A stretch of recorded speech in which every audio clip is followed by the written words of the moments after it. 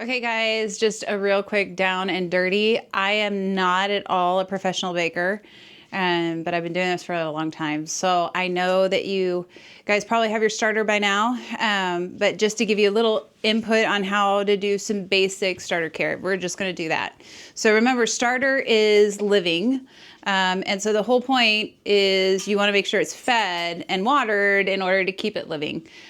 Things do mess with it a little bit. And so like your temperature, if it's sitting out on a warm counter, it's going to speed up the way that it eats, right? It's going to get hungrier faster. And so it'll start rising more and eating what's inside of it. If you put it somewhere in a fridge, it's going to slow it down. And so say you don't necessarily want to have to take care of this every single day. You're not baking every 3 or 4 days. Then yeah, you're going to want to feed it really well and then go ahead and put it in the fridge. And let it sit there. Now, we'll talk later about how you use it once it's been in the fridge, but for now, we're just talking about what to do.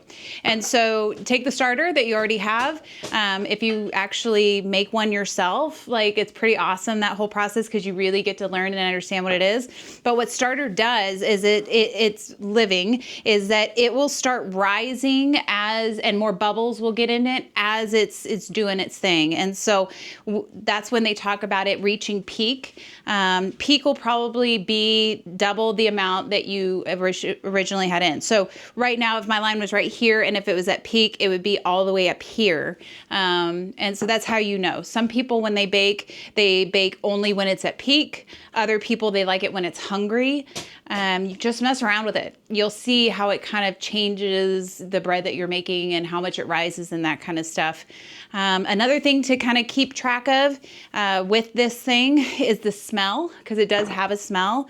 If it starts smelling really acidic, then it means it's hungry. It means you probably let it go for too long, and you need to make sure it gets fed sooner rather than later. And you probably want to go to put more flour inside of it in order for it to be happy. So basic thing here, we have our starter. Starter is made out of flour and water and of course the happy little bacteria that's inside of it.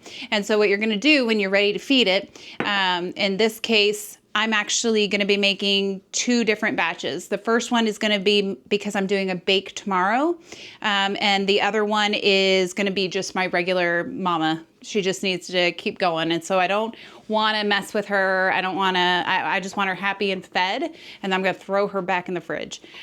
So here's my starter that I just pulled out of the fridge. I have a clean mason jar. You can use anything you want.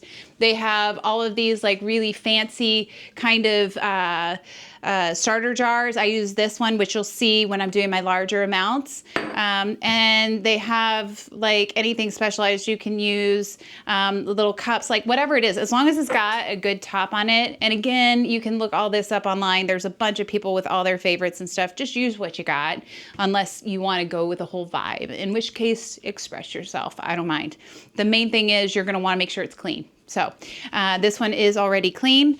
And so I'm going to go ahead and put it right here because this is my mama and I want her to start and be happy. So I'm going to zero out my scale. We do everything in grams. And I'm going to go ahead and put in, because I already weighed her, so I know how much she is. I'm going to put in 25 grams. Because I don't want to have to keep feeding too much, right? The more you keep, the more you're going to be wasting your flour and stuff. So I don't necessarily want to do that. So I just kind of make sure that I have enough to go. And then I also have some backup dried up just in case she dies, because life happens. And so I'm going to go ahead and put this here. My hands are washed, so don't think that I'm just touching stuff or whatever. Okay, so there's the 25 grams. So because this is my mama, and I'm not going to be just immediately pulling her out for anything, I'm going to go ahead and do what I call kind of like my restock on her. And so I do a 1 to 2 to 2 ratio for my mother. And so she gets 1 part starter, which was 25, and then 2 parts water. Don't use tap water. Some people do, but I don't trust tap water. And don't use distilled water. So use some sort of a purified water, but not the distilled, because you still want to have some minerals and stuff inside of it. So because it was 25 grams, I'm going to do 50 grams on here. And I know you can't see it, but I wait until it hits 75 because 25 plus 50 makes 75. I can do the math. So here we go. There's that. And then I'm gonna mix in my flour.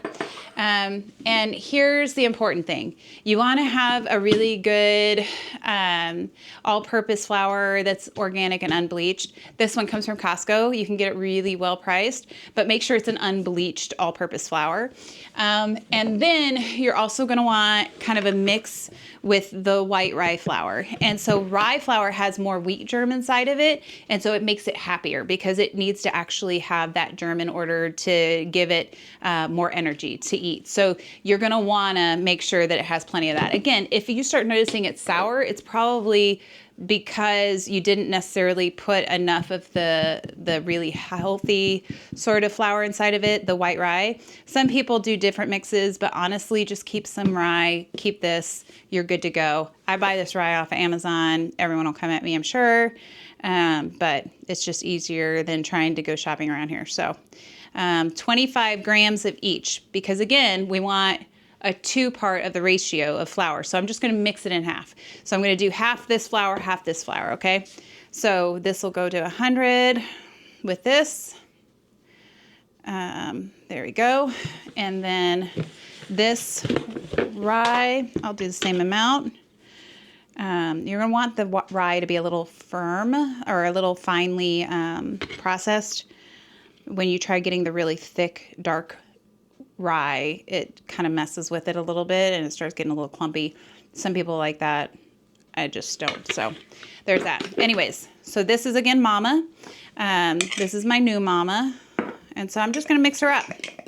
Mix, mix, mix. Important thing, make sure all the clumps are all handled, that there's no like flour sitting in there. And then you'll start noticing that it makes it really thick. When it's really thick, if it's too thick, it has too much wheat in there and everything, or too much flour.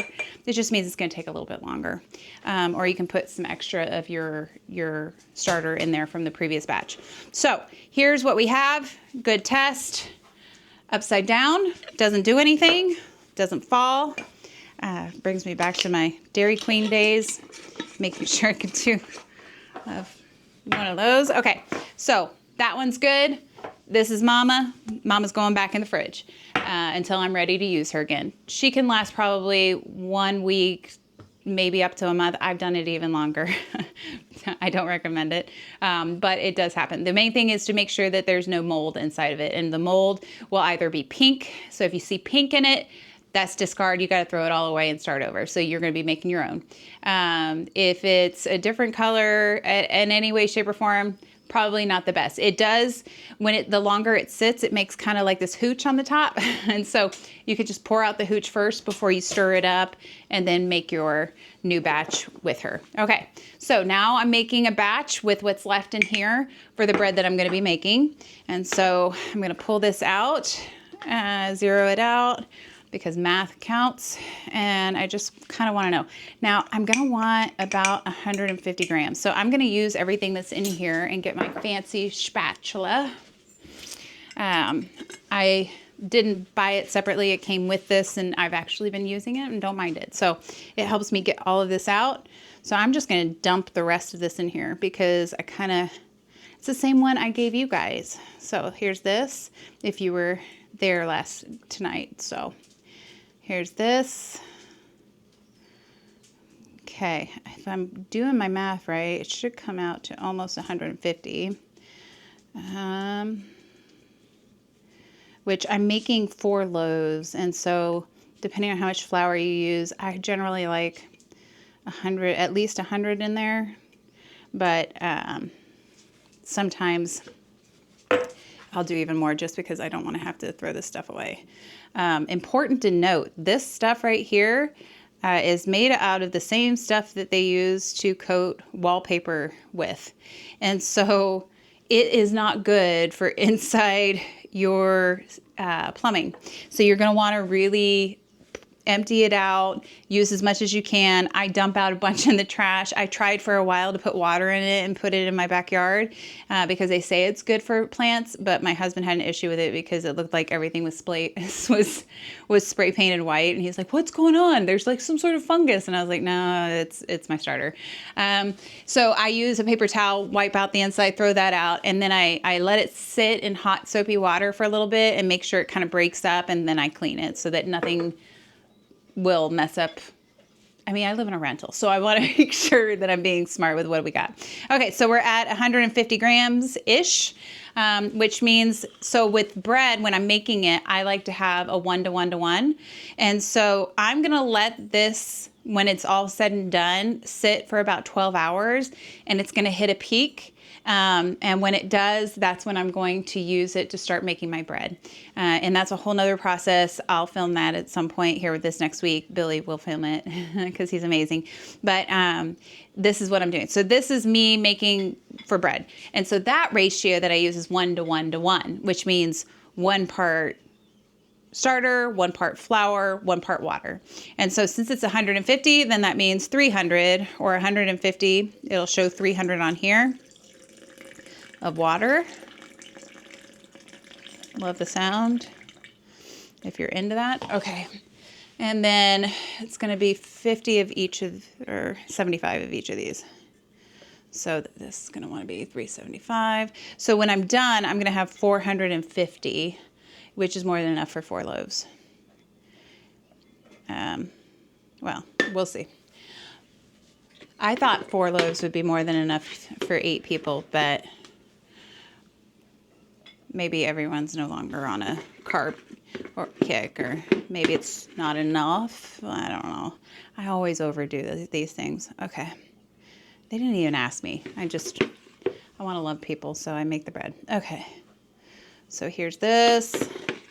Again, just doing the rye and the all-purpose. Some people, they'll use bread flour instead of the all-purpose, but honestly, doesn't make that much of a difference. So there's that. Now I do have a specific flour that I use when I'm making bread that has a higher protein content. We'll go over a little bit of that, but honestly, there's so many smarter people out there that have this. Just jump in. Just understand everybody thinks that their way is the right way. Just mess around with it. You'll figure it out what works with your house and what doesn't. So again, got it all mixed in. So I'm just going to make sure that this is, and you'll notice this one's a little more liquidier, which would make sense because the ratios are a little bit different, but it should do the same thing. So just pay attention to what you're doing. The more you do this, the more you'll get to know like what's normal and what's not, and you'll be able to troubleshoot, why isn't it doing this? Why isn't it acting right? That kind of thing. So, okay, got that there, throw that away. I get the icks, so I gotta wash my hands all the time. I don't like stuff on there. And so this I'm going to keep out at room temperature, not too hot, not too cold, so that it could go ahead and do its thing. You'll notice that I use this top because it's easier to clean. Some of them come with a fabric top. They do that because it needs to breathe. Just like with everything else, it needs a little bit of oxygen. So even with this one that we made that's going in the fridge, I don't put it on so tight that there's not enough room for oxygen. And so, you know, you halfway do it. That way there's enough there. And this I left kind of propped open. It protects it from my dog hair because we got dogs, and so I don't like anything in it. But then also, if you don't put a top on it, what'll happen is the top will crust and then it won't grow as much as it can. So just kind of put it, I do it haphazard like this. Some people shove it all the way down. I don't know. I've seen things where it explodes, but this won't. And so this is how I take care of it. Again, it's important that the jars are clean, important you use the right water, the right kinds of flours, and that you measure when you're first starting. Eventually you'll get better, you'll get an eye for it, but this is really how I do it. So I'm gonna go ahead and throw this in the fridge, get this one out, and then I'll make another video here within the next few days that shows me actually making a loaf of bread. Can't do it tomorrow because I'm actually moving it to church and then doing it in a cart. Like, it's gonna be a mess. And so no way that Billy's gonna sit there and film every single thing. I want you to see what it's like in an actual kitchen. ish. That's what this is. So again, this is just basic care. May the odds be forever in your favor. You got this. Thanks, guys.